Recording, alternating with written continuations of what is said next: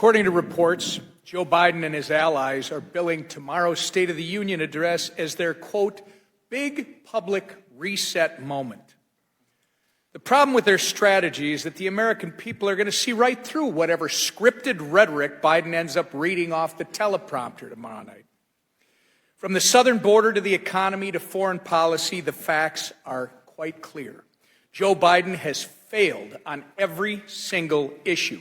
Our State of the Union has been defined by unprecedented chaos thanks to this administration's failed policies. And it's the American people who have been left to suffer as a result. Americans elected our House Republican majority at the first chance they were given to counteract Joe Biden's disastrous agenda, and we've worked hard to deliver. On the economy, it was Joe Biden's runaway spending that led to double-digit inflation, historic interest rates, and bank collapses.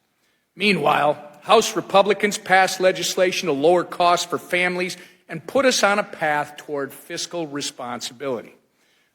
On the southern border, it's Joe Biden who has refused to undo his 64 executive actions that created this crisis in the first place. House Republicans, on the other hand, passed historic border legislation that finishes the wall, reforms parole authority, reforms asylum authority, ends catch and release, and would restore Remain in Mexico, which our Customs and Border Patrol says the last one would staunch the flow of illegal aliens into this country overnight by 70%. And on foreign policy, it's Joe Biden's weakness on the world stage that has empowered our adversaries while doing little to reassure our allies.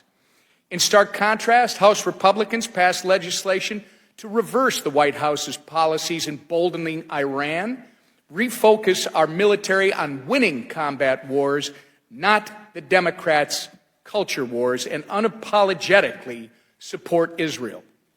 Needless to say, Americans need much more than a, quote, reset moment out of this administration.